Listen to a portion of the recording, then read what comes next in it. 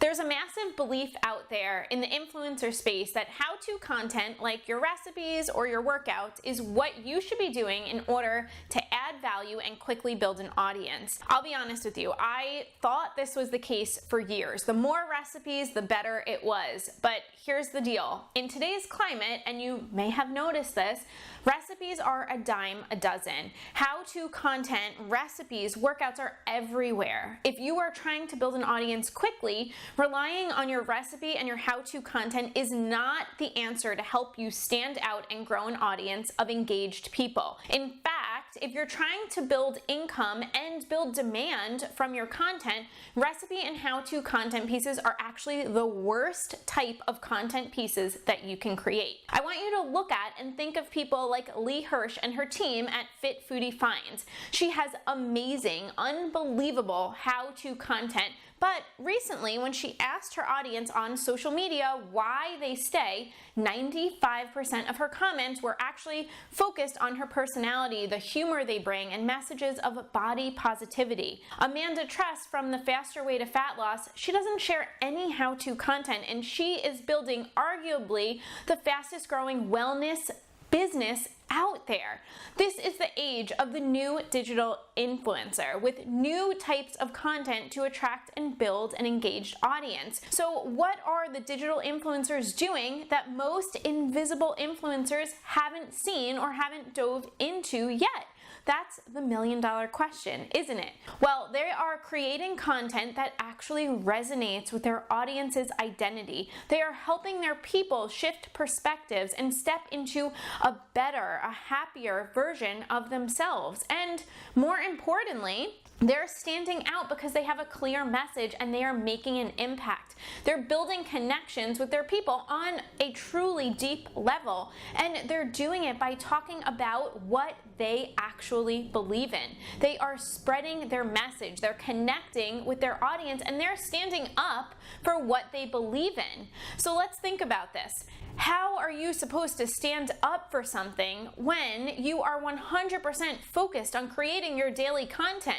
When you're focused on creating all your recipes, all your blog posts every single day of the week, and you're also creating content solely focused on what's trending or what gets a lot of searches on Google or Pinterest? How are you supposed to connect with people when you're only sharing recipe after recipe and possibly, most likely, even overwhelming people with all of the noisy how-to recipe and workout content that is out there? Now, I'm not saying that you should completely stop creating your recipes. I'm not saying you should completely stop doing your how-to content.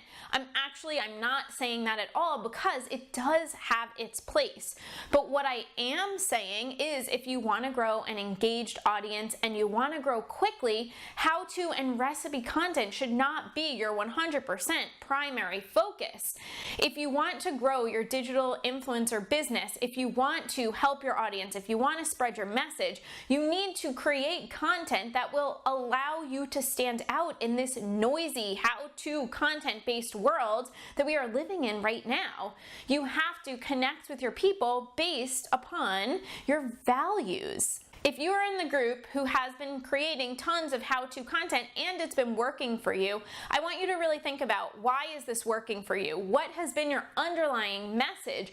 Why have people been coming to you and not to other people? Because chances are there's at least 10 or 15 other people who are creating similar recipes or sharing similar tips. So why are they coming to you? Why is it? I want you to really dig into this, dig into what is going on. And most likely what's going on is they've connected with you for a reason. They're connecting with you more than the other people. So how can you dig into that? How can you lean into the why they are connecting with you? How much quicker could you grow if you worked on your connection with your audience and you created content around the message, around your values, around your beliefs that you stand for?